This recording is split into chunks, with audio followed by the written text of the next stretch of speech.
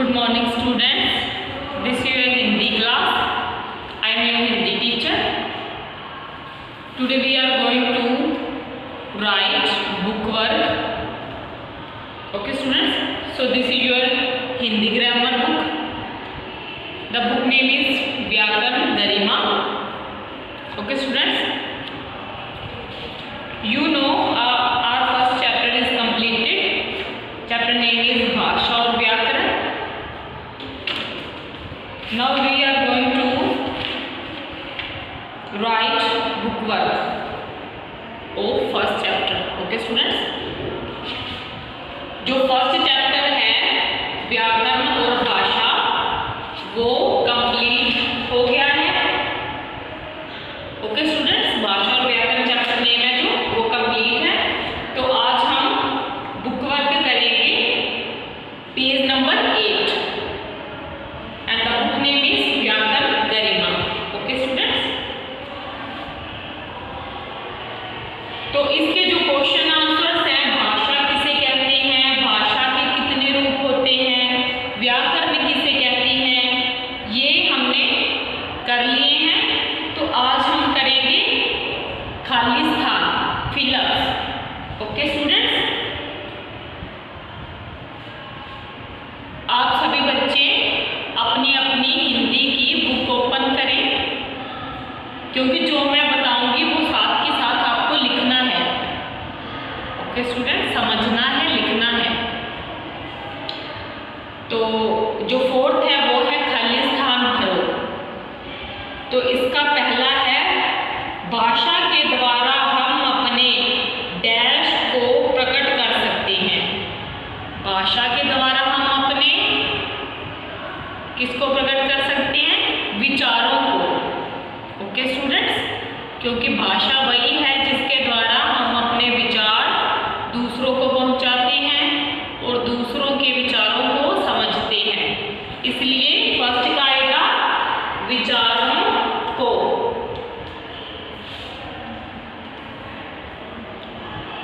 Second है समाचार पत्र भाषा का डैश रूप है. समाचार पत्र है जो वो भाषा का कौन सा रूप है? समाचार पत्र हम पढ़ते हैं ना, उसमें लिखा होता है वो हम पढ़ते हैं, बोलकर तो नहीं ना समझा जाता उसको. तो वो कौन सा है? वो लिखित रूप है. तो सेकंड में आएगा लिखित. Okay students. तो थर्ड है जो उसमें लिखा है व्याकरण भाषा के शुद्ध रूप का डैश करता है. तो व्याकरण भाषा के शुद्ध रूप का क्या करता है? पता करता है. व्याकरण वही है ना जो भाषा के शुद्ध अथवा अशुद्ध होने का बोध कराए, पता कराए. तो उसे हम कहेंगे कि व्याकरण भाषा के शुद्ध रूप का पता करता है. तो थर्ड में आएगा पता. Okay students. अब फोर्थ खाली स्थान देखिए. इसमें लिखा है चीनी लोग डैश भाषा बोलते हैं. जो चीन के लोग हैं वो कौन सी भाषा का प्रयोग करते हैं? चीनी भाषा का. Okay students. चीन के लोग चीनी भाषा का प्रयोग करते हैं. And the fifth is Hindi हमारी डैश है. हिंदी हमारी क्या है? हिंदी हमारी राजभाषा है. तो फिफ्थ में क्या आएगा? राजभाषा. सभी स्टूडेंट साथ के साथ बुक्स में लिखते जाएं. यस, बुक में लिखते जाएं. फर्स्ट का विचारों को, सेकंड का लिखित, थर्ड का पता, फोर्थ का चीनी एंड फिफ्थ का राजभाषा. Okay students. और जो इसका फिफ्थ है उसमें लिखा है कि 6 भारतीय भाषाओं के नाम लिखो. 6 भारतीय भाषाओं के नाम लिखने हैं. उन भाषाओं के नाम लिखने हैं जो भारत में बोली जाती है, भारत में प्रयोग की जाती है. तो वो है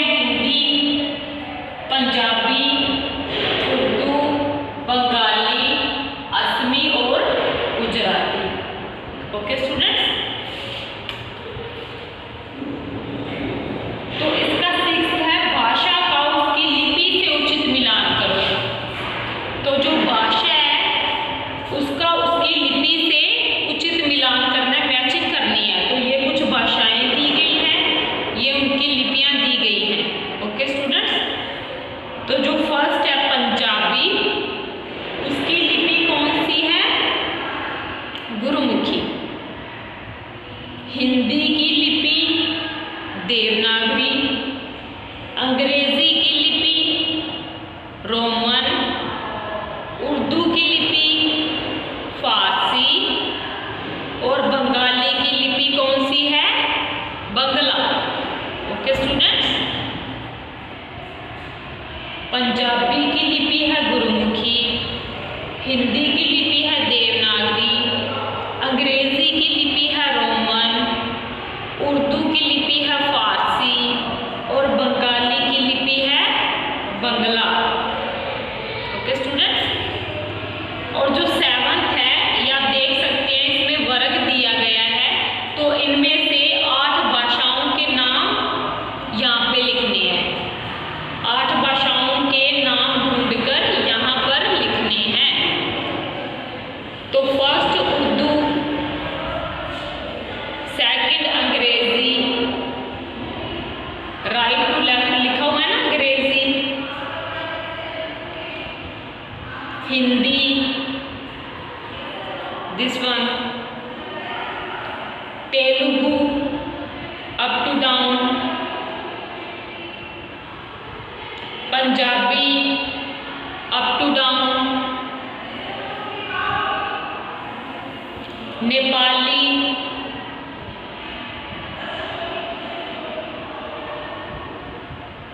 this one, last line up to down,